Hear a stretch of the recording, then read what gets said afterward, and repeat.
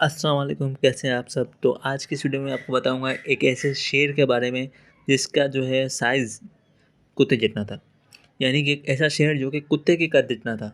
जी हाँ, इस शेर को कहा जाता था तास्मानियन टाइगर, जो कि जो है वो कुत्ते के साइज़ जितना कार्निवोरस एनिमल था। और इसके जो है वो टाइगर था, तो ज़ाहिर सी बात है कुत्ते के कद जितना था। और बॉडी के ऊपर स्ट्रिप थे, यानी कि एक निशान होते हैं जो वो थे।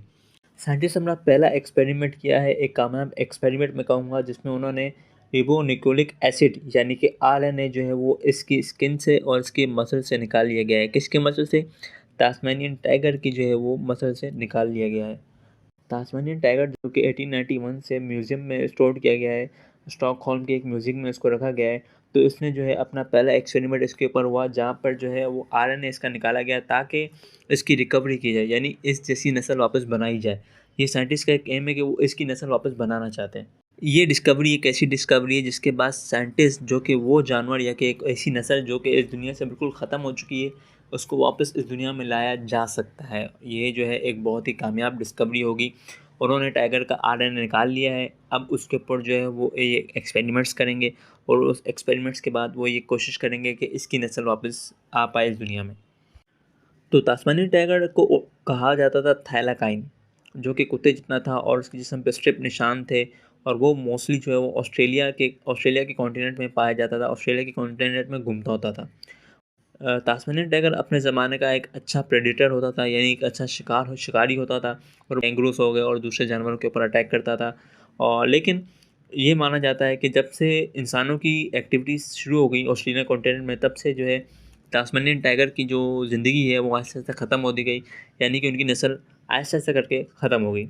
रिसर्चर ने एक और सवाल उठाया, वो ये है कि कब तक जो है ना आरएनए, तास्मानियन टाइगर का आरएनए कब तक एक कमरे के अंदर महफूज रहेगा, कि जहाँ पर वो अभी रखा गया है एक कमरे के अंदर, वो कब तक महफूज रहेगा और इस टेम्परेचर के अंदर वो कब तक रह सकता है। क्या उसका जो है वो मसल जो है, या उसके जिस्म के जो बाकी पार्ट जो वहाँ रखे हुए हैं, क्या वो ख़तरनाक तो नहीं, क्या वो ख़त्म तो नहीं हो रहे हैं, क्या वो सही सलामत वहाँ रह पाएंगे या नहीं रह पाएंगे। और अगर वो वहाँ रह पाते हैं उस म्यूज़ियम में, तो वो कब तक वहाँ रह पाएंगे।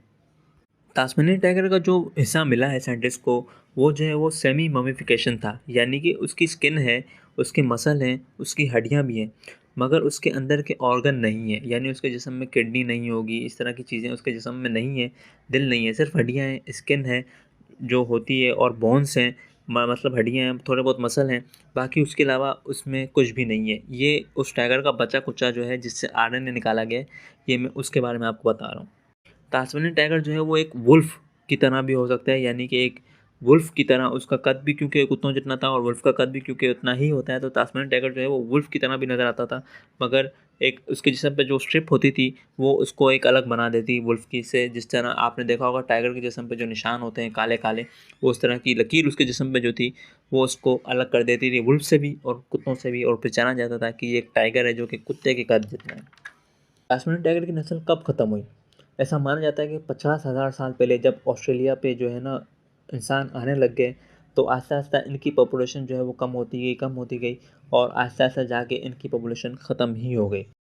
जो आखिरी टास्मानियन टाइगर था वो टास्मेनियन ज़ू में 1936 में ज़िंदा पाया गया था, और उसके बाद वो भी मर गया। तो वहाँ टास्मेनियन टाइगर की पूरी नस्ल ख़त्म हो गई। मगर साइंटिस्ट अब कोशिश कर रहे हैं कि आरएनए के ज़रिए इसकी वापस नस्ल को वापस ज़िंदा किया जाए। मगर क्या ये पॉसिबल है और क्या ये पॉसिबल नहीं है, ये तो वक्त ही बताएगा। आज के लिए इतना ही।